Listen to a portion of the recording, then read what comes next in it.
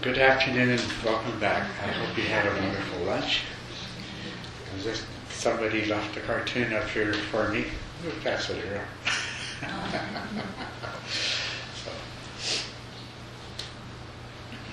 So, how are you?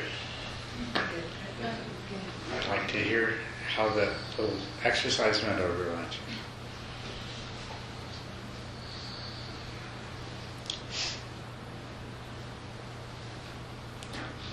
Well, I woke up feeling nauseous today. I have a recurring illness that came back today, and but I'm feeling really happy. So then I felt really happy over lunch. So I'm still aware of the discomfort in my body, but there are other portions of my body that are comfortable. Yes, right. Well, that's good. Yeah. Yes, hon? I felt that mostly when I called joy back, that I slowed down instead of racing to the next step again.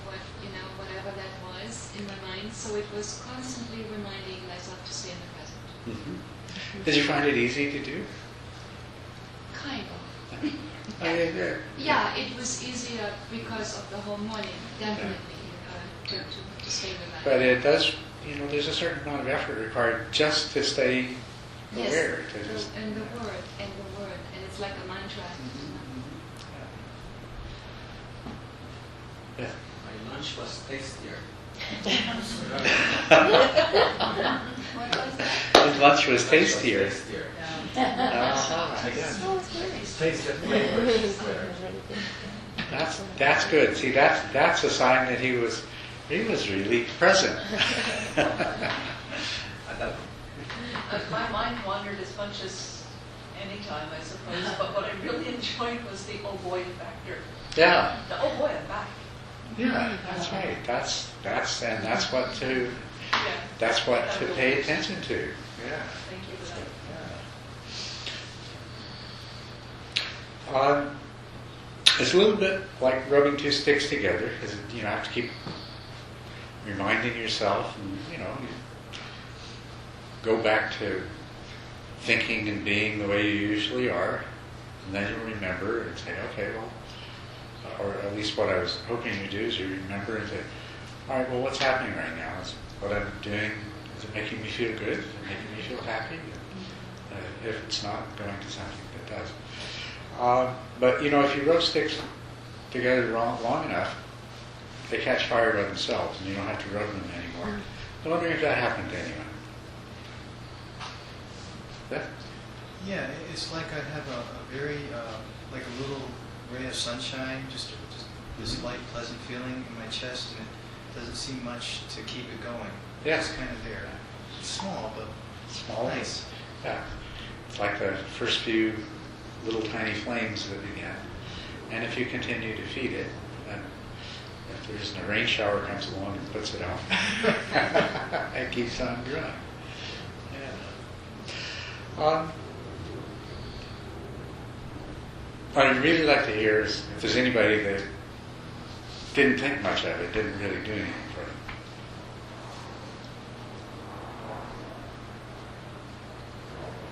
it.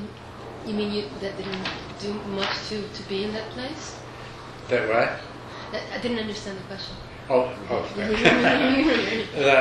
That doing that practice didn't really do much for them. They didn't, anybody that feels like they tried it but didn't really seem to work, didn't really make a difference. Well, that's good.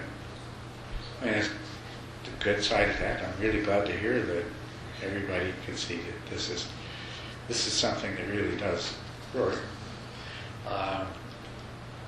Means that we don't get to look into the kinds of things that get in the way of it happening. But that's all right. That opportunity will present itself in some other way at some other time. Yeah?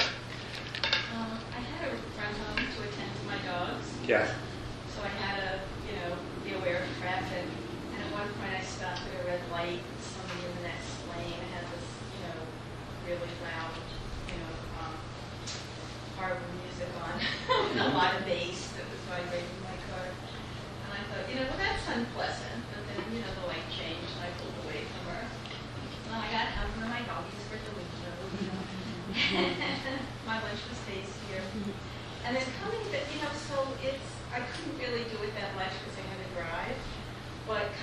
and past a bus stop, there was a billboard. It said something like, "Give in to the ranch fries."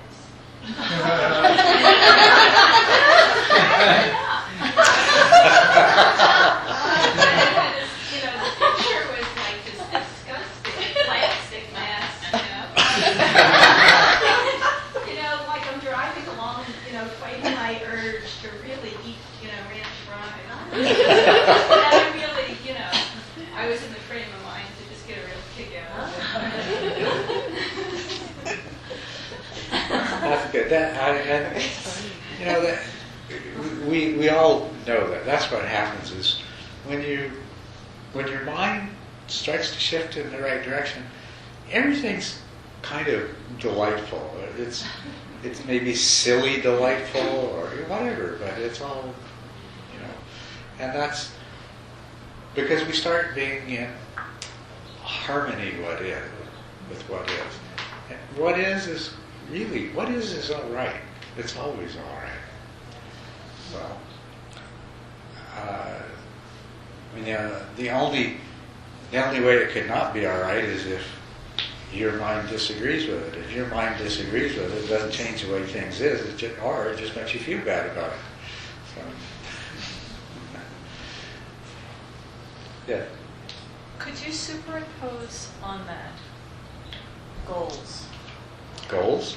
Goals. Give me an example of what you mean by that. Well, okay, so we have this joy. Mm-hmm. We walk through life and things are delightful, but there may be a niggling goal that you haven't achieved yet. But you have a belief that it ought to be achieved in this lifetime rather than another. And that goal becomes a source of misery. And so, you have a choice of giving up the goal, Okay, right? do that. That's a possibility. Keeping the goal and moving towards the goal with a shift in the belief that it's necessary, that which is causing the misery. Okay, that's another possibility, and there's many shades of that. But what you're basically saying is you question the assumption that this goal really has to be realized in the form that you imagine it. Yes. Okay. So that's a good- shifting the belief. Yeah. Right. Because I have a choice. We all have choices about our beliefs. Yeah. So if the belief is causing misery, then you shift the belief. Right. Okay.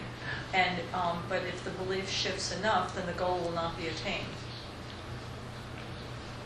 Well, that's like going back to the first one you mentioned. You give up the goal. Give up the goal. So Yeah.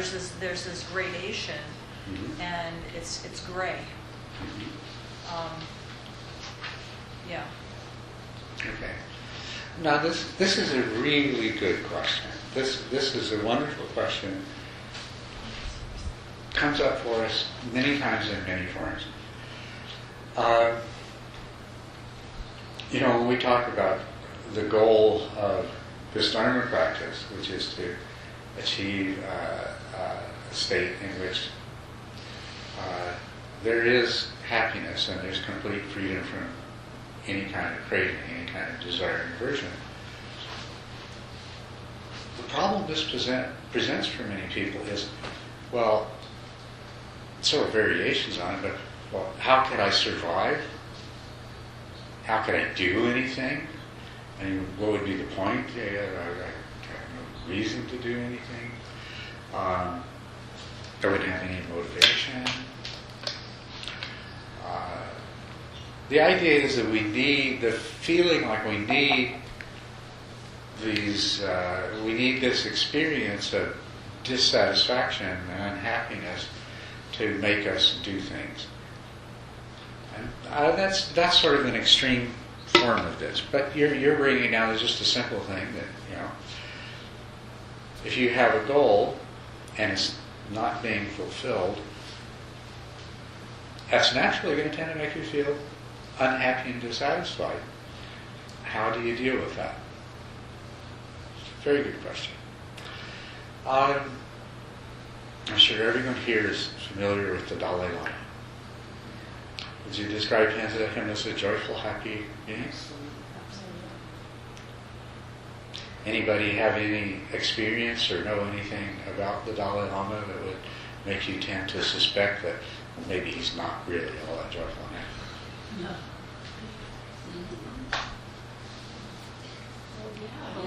He had to leave his Yeah, he had to leave his country, right? Well, he had to leave his country, but Along with many others. a lot of bad stuff happened. But I mean, when you look at him, is he a joyful and happy person? Yes, absolutely. Really, he is. Does he have a goal? Yes. Has it been fulfilled? No.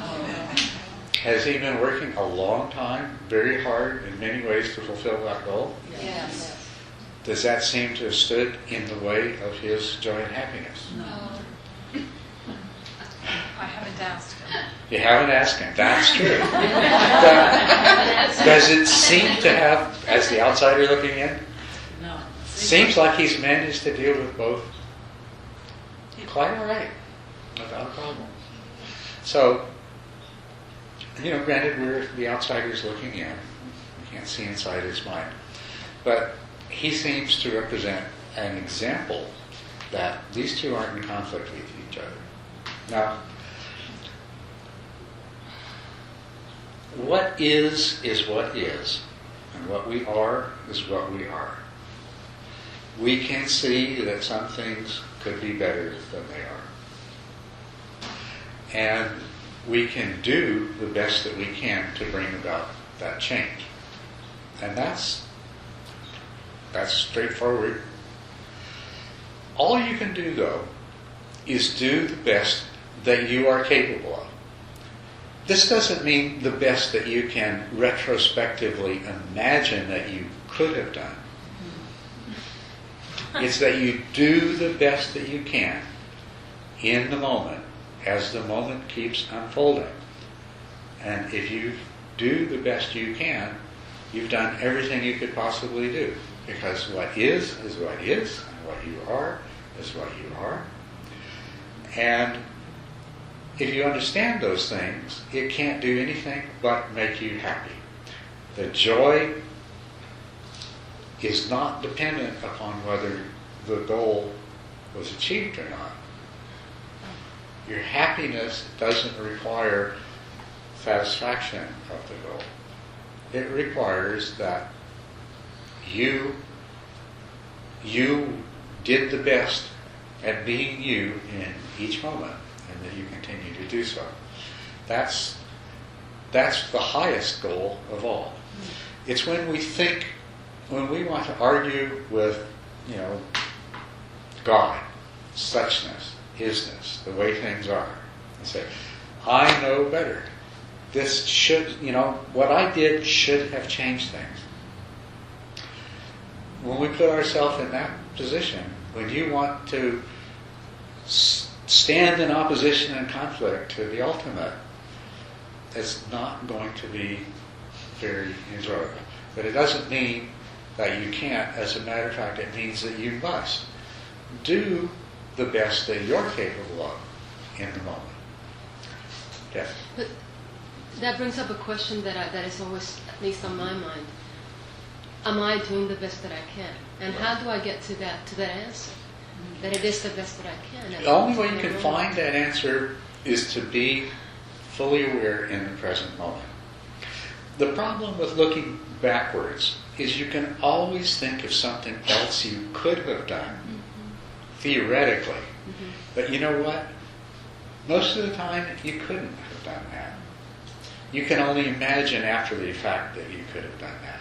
But there are reasons. There are reasons about the person you are that had to do with why you didn't do that, or why you did what you did instead.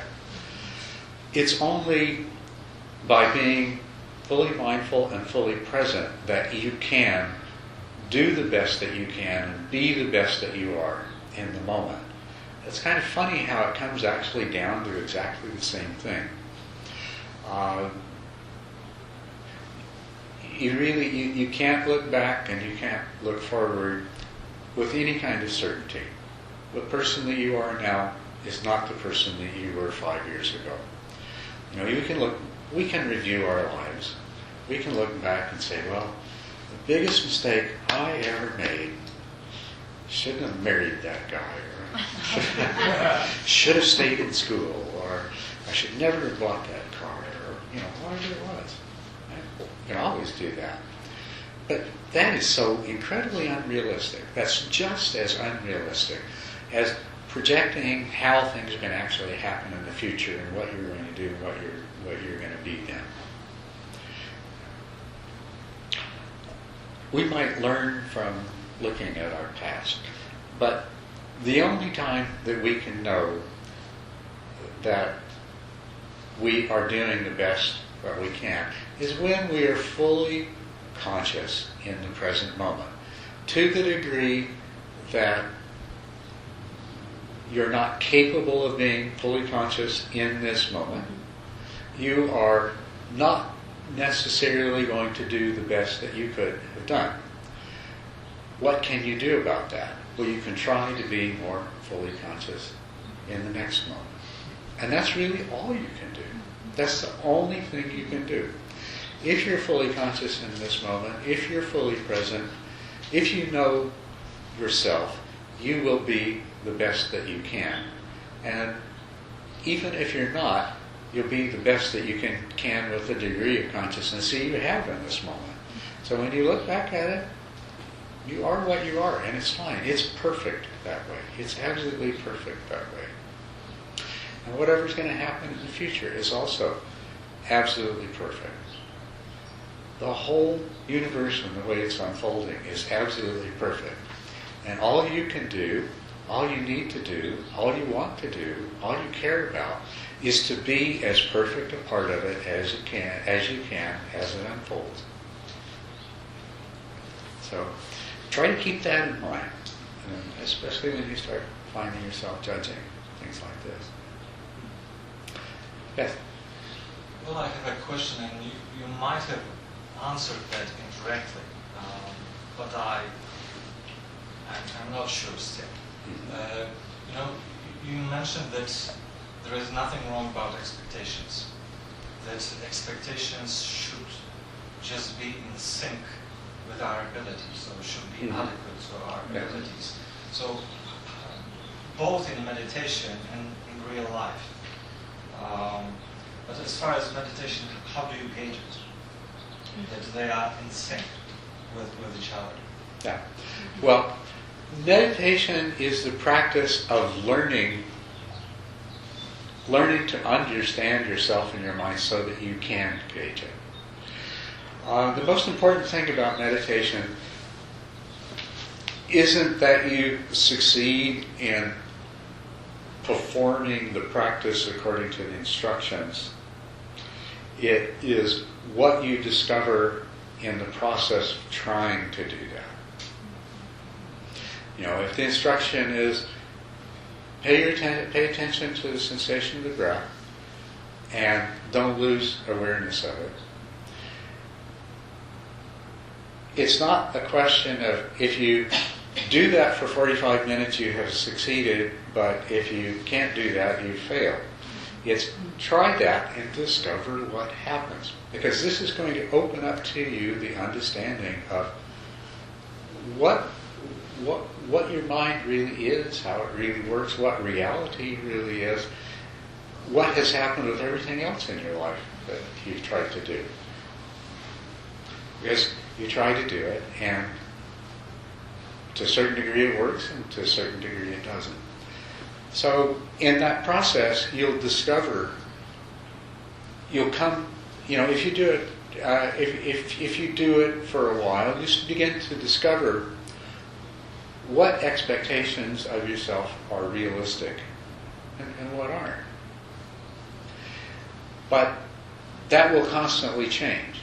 The real discovery is not, this is what I'm capable of. It's rather, this is what I can do now. Because it changes all the time. in meditation, some days your ability to stay focused and your ability to stay clear is really, really good. And other days it's not really so good. And at first you don't know where to put your expectations. Yesterday it was really, really good. So you sit down today and say, I expect it to be that way, but today it's not. So what you're really learning is not what your expectations should be in general, but how to recognize where you are in the moment. What is my mind agitated today? Is my mind dull today? Have I got something on my mind that's really chewing away at me? And you begin to recognize this, and then you know yourself. And then you do the practice on the basis of who you are in the moment and what you're capable of. And the same thing is true in life. I mean, the Dalai Lama's goal is to do something about the Chinese oppression that's resulted from the invasion of Tibet, and this ongoing, calculated program intended to destroy Tibetan culture and Tibetan Buddhism. That's his goal. Day to day, what he can do changes. It changes in terms of the people he's working with and the opportunities that present themselves, and it changes in terms of who he is on any given day and what he's capable of. But what you see him succeeding at over, it must be 1959. Wow, that's 50 years. Over the process of 50 years, he keeps doing the best he can on the basis of who he is today and what the opportunities are today. And that's really the important thing, and that is the challenge. But this is what he has learned to do. So we match our expectations to who we are and what reality is in the moment. And we learn it the same way we do everything else. We learn it by sometimes succeeding and sometimes not succeeding, and being able to tell the difference. So after a while, we can understand it better, and we can do it more consistently. And really the times that you don't succeed are really very important. If you can learn the lessons of not judging yourself and not attaching to unrealistic expectations, then so much learning takes place when you've made a mistake. I mean, do you see, isn't that true of everything in life? The times you succeed only teach you what they have to teach, by contrast with the times that you didn't succeed. And it's the combination of the two, really, that allows you to learn and allows you to perfect over time whatever it is that you are, and whatever it is that you're doing. Does that answer your question? Yes.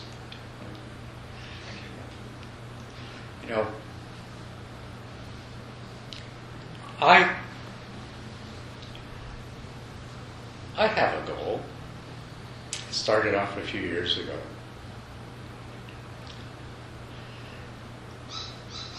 I felt like I had learned some really important things, and I wanted to share those things with as many people as possible.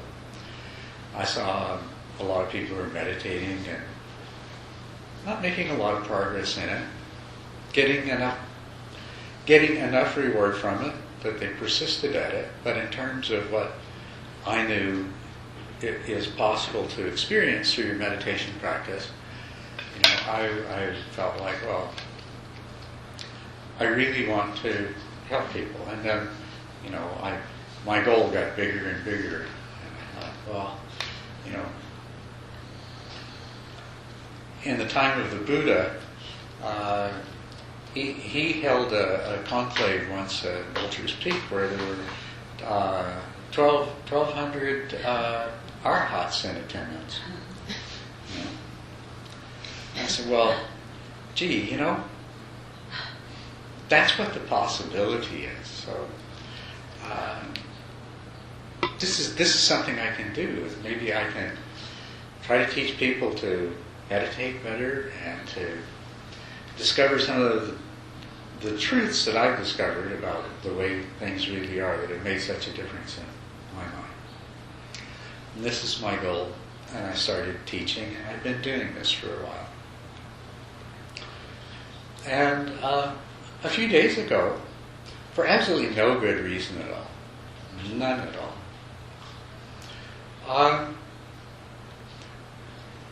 I started looking at this. I talked about states of mind last night to determine what you see, how you interpret what you see, how you feel in response to it.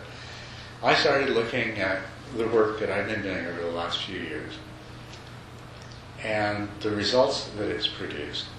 And all I could see was how little progress had been made in terms of my goal.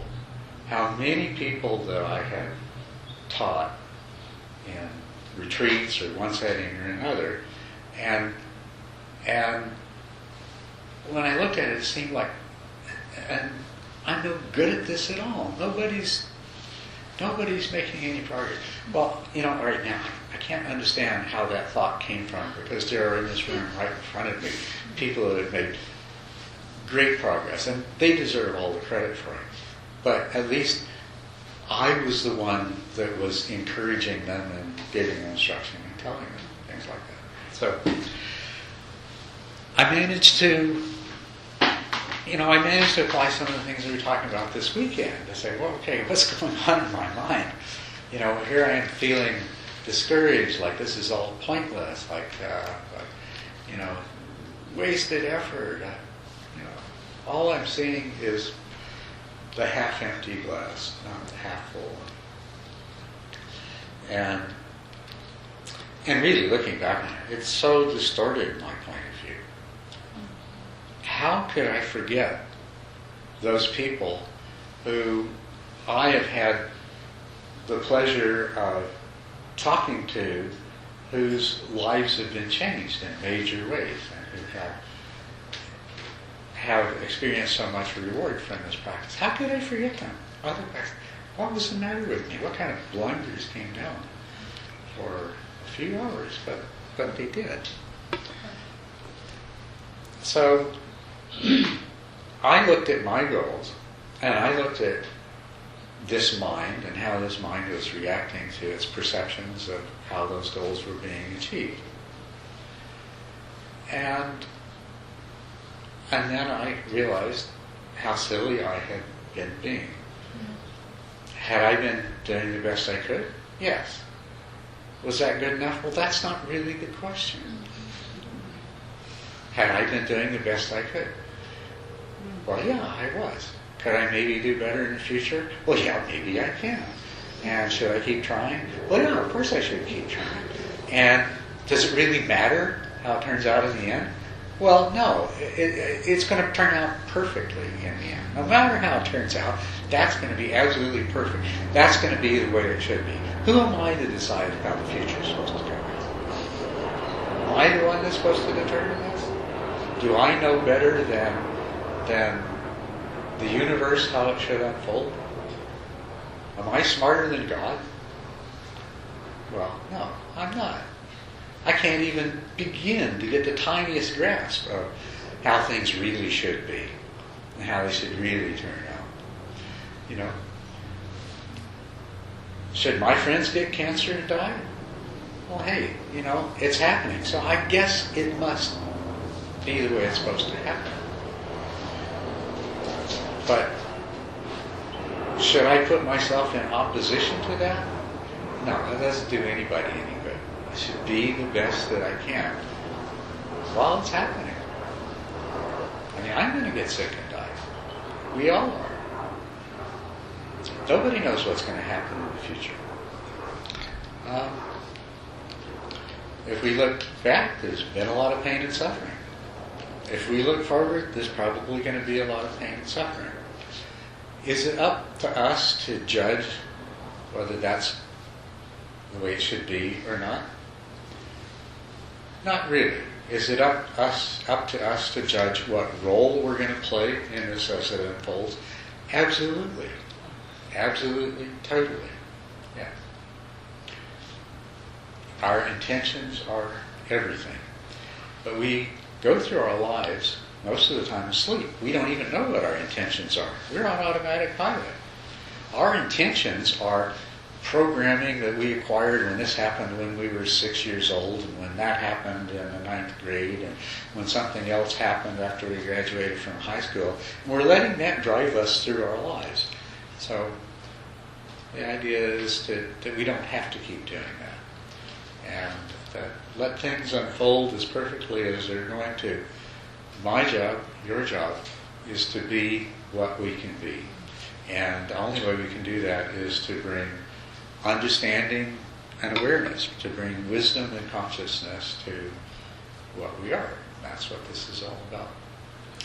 Then we can hold our goals, and we can do our best, and we can celebrate their achievement, or we can accept their non-achievement.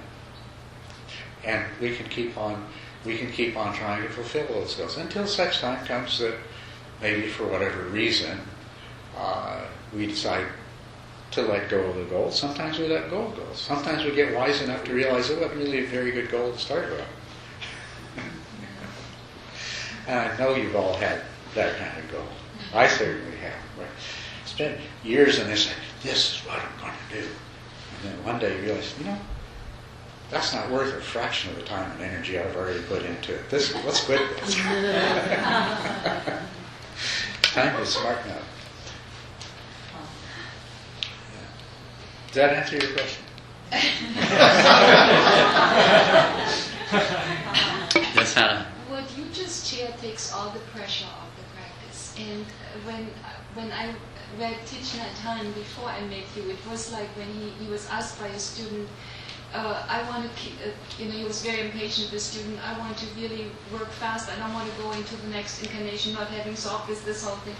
And Thich Nhat Hanh said, every moment you do your best, like you just said, to do another incarnation. Don't worry about the next incarnation, That's right. You do it right now.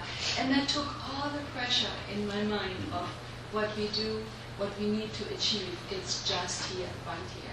Yeah. And you said that so beautifully. Yeah. Well, thank you. And thanks to Thich Nhat Hanh. And thank you for bringing that to us. Because it is. It's so true. And really, that's what the Buddha gave us. He took this idea of serial lives and reincarnation, and he kind of brought it down to earth. You're reborn every morning when you wake up.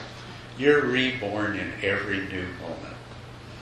And that's what you need to recognize and appreciate. So don't worry about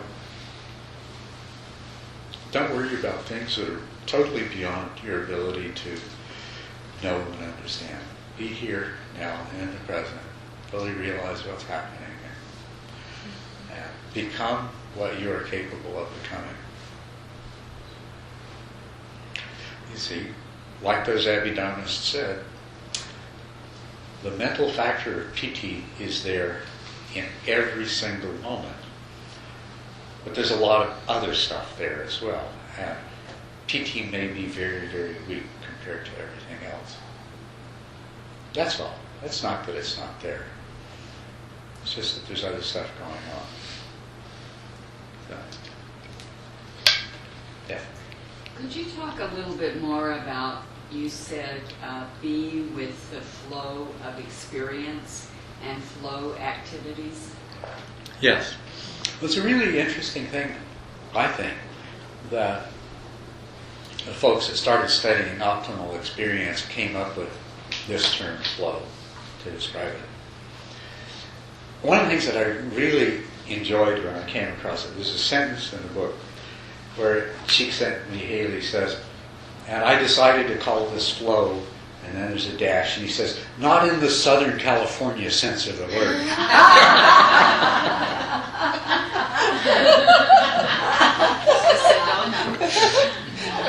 Because, and then he goes on to say, What I mean is you're totally present and you're putting everything into it. You know, it's a flow of consciousness. It's a flow of being.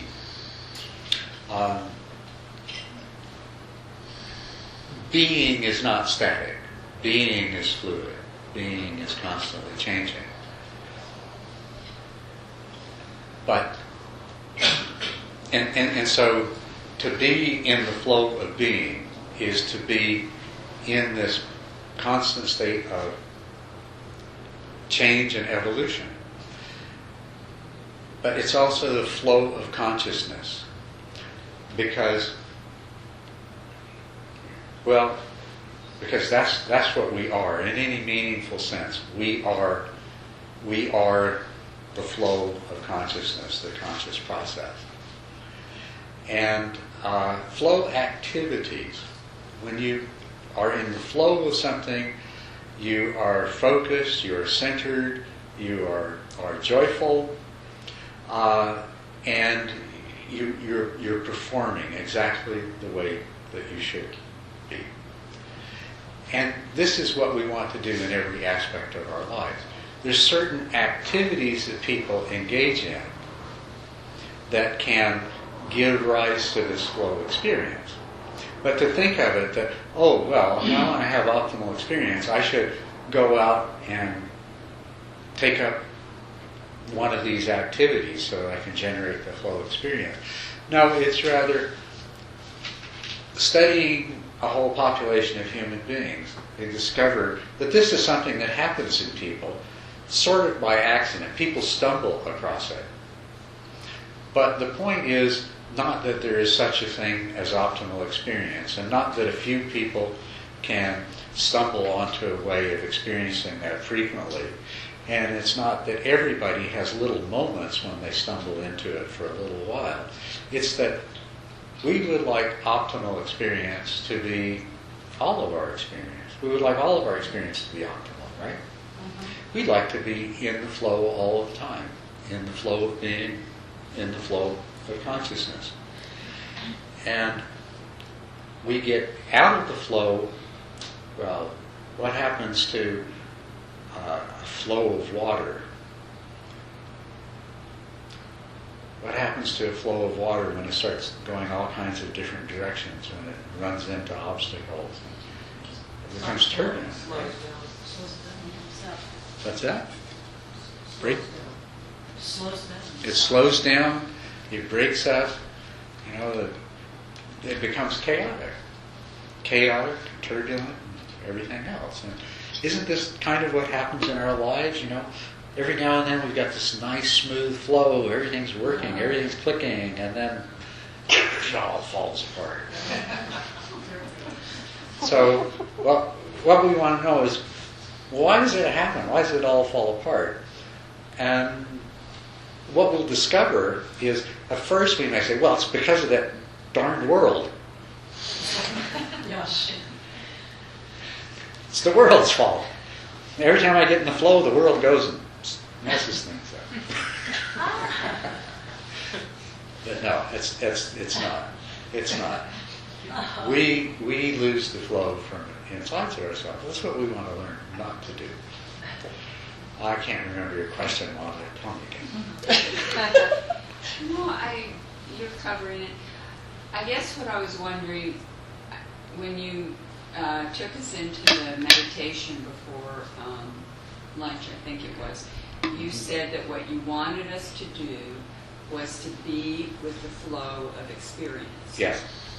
And I was just wondering, is that anything more than being in the present moment with the reality of what is and accepting, being accepting?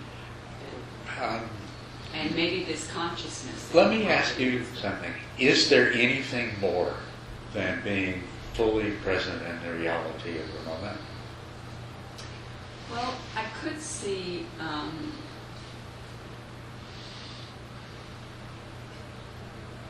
other than, well, I would say being kind also would be an additional part of it. Okay. Well, kindness, compassion, love, all of these things.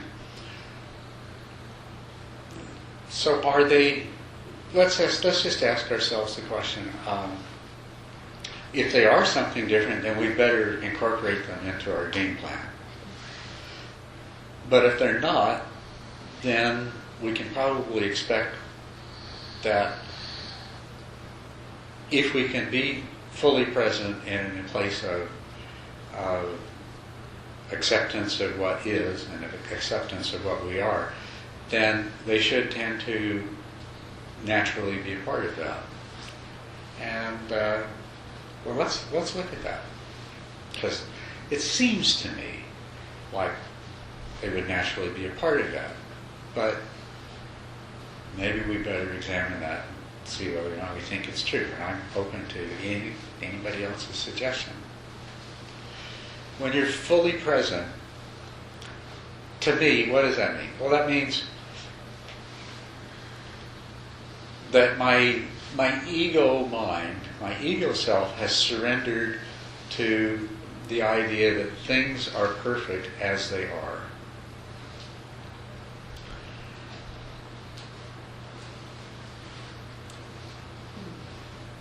But that doesn't mean that if somebody in front of me is suffering that I don't do something about it. Well, why doesn't it mean that? Well, because when I'm fully present, there's not me and them. There's only the oneness, the totality. There's everything. And so I would respond to somebody else's suffering from the perspective that I hold in the moment. So here I am seeing that person suffering, and if I can do something about it, I don't have any choice. It's not a decision. It's not a, well, should I help them or shouldn't I? Because the decision can only come when it's me and them. When it's us, there's no choice. This is what I find. But I want to hear what other people think, how you experience it. Is that sort of what you call the flow? When there's just no decision, it's just you have no choice? Yes. That's an aspect to the flow. Is to be fully present in a state of exactly in the here and now, and be a part of the whole thing. Not separating yourself out. Not making the division between I, me, and mine, the self, and the rest of the world, but being totally present with everything. So, talk a little bit more about flow experiences. Csikszentmihalyi Haley described it. He says that when people are having this kind of optimal experience, they tend to lose the sense of self. They sort of become the activity that they're a part of. So, if it's an athlete going into this state, no longer, or she is no longer me doing this. It's just, it becomes one with the whole process. So there is this loss of self-awareness. And there's also a shift in the sense of time. That time doesn't pass in the ordinary way. But there's very much a stepping out of the usual way of perceiving ourselves and our relationship to everything else. So that's a very important part of a flow activity. And it's also what I mean and think of when I say being fully present. Because when I feel like there's me in the world, I'm not fully present. I've already divorced myself from the world. I'm only fully present with this little shell I've created. I look at the inside of the shell, and that's the world that I see. I don't see the world. I see the inside of the little shell I've created. So to be fully present means to let that fall away as well, and to become one with everything. Okay, so I see when we say be here now, when we say be in the present, be fully present, all of these things, it has layers of meaning. It absolutely means we're not dwelling in some imaginary future and some imaginary past. But that's just the first step of being present. That's just the beginning of it. It goes a lot deeper than that. Because we step out of the imaginary future and we step out of the fantasy of the past and we come into the present. But if we're still in the fantasy of being a separate self apart from everything else, then we're still not fully present. So that's the sense in which that I mean. Now certainly you could be not in the future, not in the past, and not thinking about something somewhere else, and still see yourself as separate and apart from other things, and not experience a spontaneous sense of compassion and loving kindness as a result of that. Yes, you could. But you would, to me, you're still not fully present. So maybe if you look at being fully present in the limited sense, then yes, there's something more than that. But that something more is not setting yourself the goal that, you should be a compassionate being. Rather, it's tearing down the barrier between the I and the other so that compassion becomes a part of it spontaneously, naturally. Yes, Hannah? I would like to come back what he asked about the choices. Yes. Isn't there a difference between presence and action? In this example of somebody in front of you suffering, you are present with that suffering, you have compassion, you see what's happening. Do you still have a choice if you jump in or not in action? Or there is no choice? Well, there is a choice from the point of view. Choice is largely an illusion. This idea that I am deciding something is really an illusion. Choice disappears the more truly present you are, and the less there is the contrived idea of a self, of somebody who's going to decide and choose. That may be a big piece to chew on. Say it again, please. Yeah? Well, because as we start to deconstruct the image of ourself, and we find we let go of this piece and we let go of that piece, and we get down to I'm still the agent, I'm the doer. And then even if we start to let go of being the agent, well, at least I'm the decider.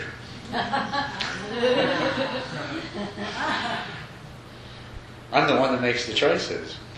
I'll tell you something really interesting about this. I know how real it seems. And I know how difficult it is to accept the idea that may not be true.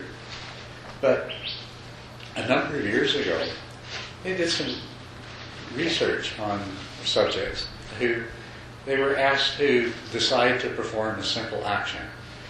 And the experiment was set up in such a way that they could plot on a time course when the person subjectively had the experience of, okay, I've decided to do this action. And then, of course, they could record when the action was done. But they also discovered previously that prior to every action, there's a certain electrical signal in the brain that says, this is going to happen, and it can't be changed past that.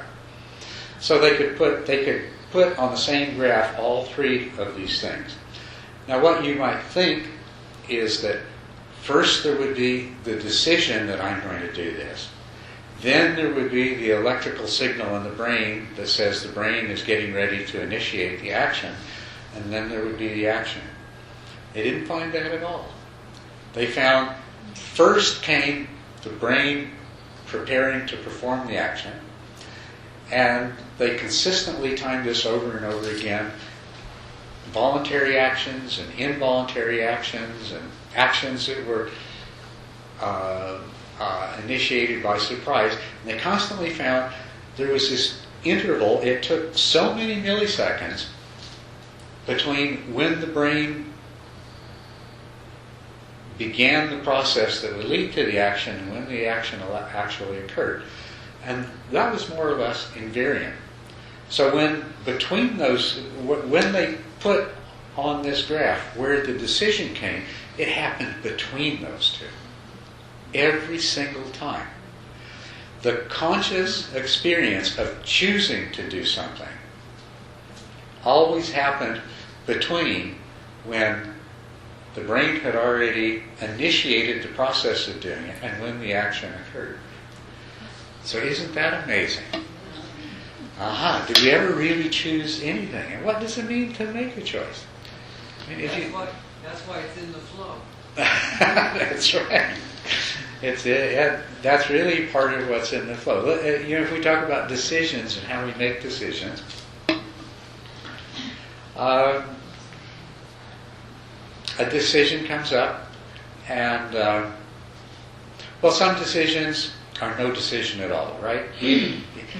At the instant the choice presents itself, you always know you're going to choose strawberry ice cream over cat food, right? Some decisions are no decision. The ones of interest are the ones that show some possibility of going more than one way. And if we examine what happens in our mind, should I buy this car or not? Right? Should I order the cheesecake or not? All these kinds of decisions. What happens is you start to have a number of different ideas, thoughts come up in your mind, right? Several different ideas will come out, several different thoughts. A lot of calories in that cheesecake, and I want to lose weight. That's a lot of fat, my cholesterol is a little high. Boy, would it taste good, and especially, look, they serve it with cherries. And but I didn't have lunch today, so, probably wouldn't hurt. Well, you know what I mean. But all of these different things come up, and then you make a decision. But what really happens? It's more like a number of different voices, different parts of your mind, made their arguments for and against. And somewhere in the process, sometimes it's the loudest voice just outshouts the rest, and you order the cheesecake no matter what. Or sometimes it's a consensus, all the different points of view on whether or not you should buy the car. Well, there's more pros than there are cons, so yeah, I'm going to do it. Or these kinds of things. It's more like you have, over your lifetime, accumulated all of these different ideas and inclinations. And when it comes time to make a decision, certain ones of them, not even all of them, step forward and present their arguments, and some sort of decision gets made out of that. It's more like a board of directors. It may be a majority vote, or it may be the loudest chowder, but still, it's. And did you make that decision, or was the decision actually made more by things that happened to you in your life, the thoughts you had, the conversations you've had, the articles you've read, all the different sources of information that spoke up in one way or another? What really made the decision? Yes? Well, I mean, in the experiment you told us about, I mean, isn't like some of it, well, I mean, you can say, like, is it an unconscious decision? But I mean, isn't some of it hardwired? Haven't they proven, like, their maternal instincts? Is there something in an infant phase that just sort of elicits Sure, there's some things. From everybody? There's some things that we do that there's no decision involved in it at all. Right. It's like the choice between strawberry ice cream and cat food.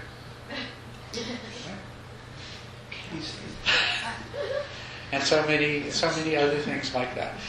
So we think we make a decision, but the decision is made largely on past experience. But let me point out something else that's happened to you before.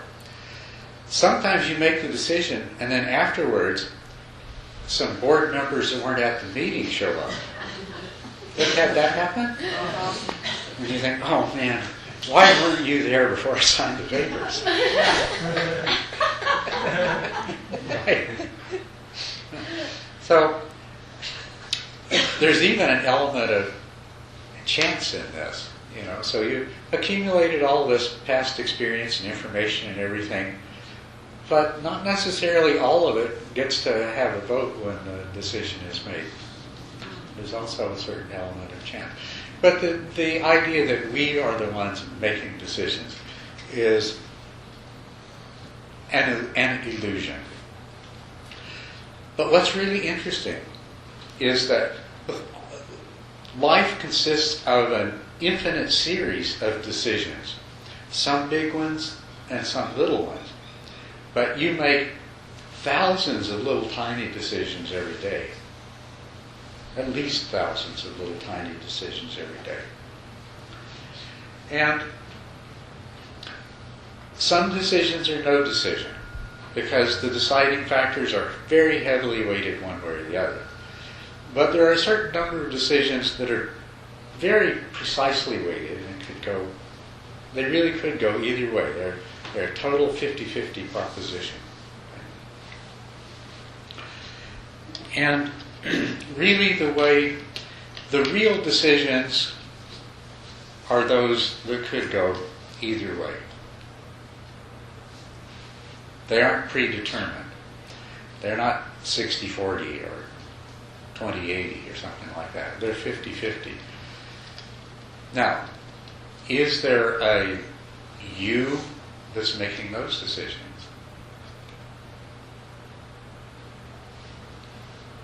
Or if there is, what is the nature of this you that makes those decisions?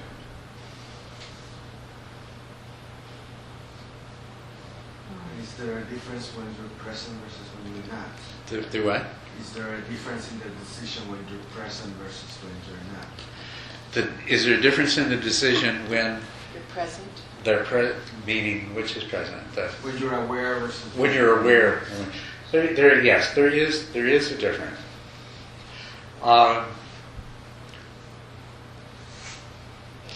And this is when you are aware you're making a decision. Don't you kind of call for other factors? If you are having trouble deciding yay or nay on something, you call upon your mind to present other views, other influences, things like that. So it really starts to becomes a real decision process there, not just an acting out of a decision that's already made. You start to call upon your different mental resources, and this is where it becomes really you have the potential to determine the course of your evolution in your life. Because if everything were predetermined, no, right? If everything were predetermined, there'd be no point in doing anything. You're not going to change. You can't change anything. Even having the thought that you could or could not change something is something that's predetermined and has no meaning by itself. But the fact is, there are all these moments where things could go either way. And so you call upon the collective you, calls upon the resources of that collective. And there's all kinds of things that are not terribly consequential in any given moment that can end up playing a large role in the future. Your values, the morality that you follow, the knowledge and wisdom you have, how has that been acquired? Most of the time you didn't go out and deliberately seek it. Most of it has come through little decisions that there really were decisions, because you could have gone to the movie or gone to the Dharma talk or whatever it is. But for whatever reason, some part of you thought it might be better to go to the Dharma talk. So you absorb those ideas. And then it keeps evolving in that way. This is one of the reasons that the Buddha said that noble companions is the whole of the holy life. Because if the people you associate with, if they are wise, if they are noble, if they are virtuous, then you are going to be continuously influenced by their presence, and it's going to have a profound effect on who you are subsequently, who you are in the future, what decisions you make. When there's a true decision to be made, when it hasn't already been made in a deterministic way by your past experience. So this is how we evolve. And when we're lucky enough that we're brought to the place of learning to do something like meditation, where we can begin to examine who we are and discover these different things that make us up. Now we're starting to really work with the stuff of which we consist. We're not sort of blind to what we are, passing through the world, accumulating influences randomly here and there, hither and thither, and just being the accidental result of that. Through introspection and through self-examination and through meditation and through contemplation, we begin to be actively self-creating beings. And that becomes very special. Then we make decisions, but we're making the decisions all of the time. We're not necessarily making the decision when the choice presents itself to us. We're making the decisions in all of the things that lead up to who we are that confronts the choice. So in the moment, in the present moment, we are what we are, and the universe is what it is. And if we're fortunate enough that when we're at a decision point, when there's a possibility to take wholesome action or not to, or to take unwholesome action or so forth, when we come to that point of decision, hopefully we have created ourselves in such a way that it truly is a decision, that we have the resources that we can call upon to make that decision in the right way. But even there, if you come to the point of being able to transcend this separate selfhood that you're so attached to, then the decision becomes a non-decision. Not because you're living in a deterministic universe, but because you've transcended so much of the false basis and the false bias by which you may have made the wrong decision, to the degree that you have opened up to suchness, become a tathagata, gone to suchness, or have opened up to God, opened your heart up to God, however you want to think of it. To the degree that you've been able to do that, then God or Buddha nature or whatever it is going to resolve it for you. You're going to make the right decision, because there's going to be no decision to be made. There's going to be only one course of action. And then you're truly in the flow. Then you're completely in the flow. There's all kinds of different degrees of flow that you can be in. But that's the ultimate one. That's where the Buddha is. When they say of the Buddha that the mind of the Buddha is in nirvana while the body and speech of the Buddha are in the marketplace. The body and speech of the Buddha for 45 years could go through the world acting totally in this flow, because the mind of the Buddha was in that place of oneness, of unity, of the Tathagata, of the such gone, thus gone. That's the meaning of that. So, all of these are flow, and that's the ultimate flow.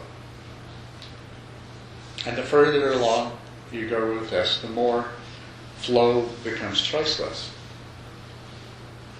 And even before it becomes choiceless, the easier the choices become, because the choices themselves are part of the flow.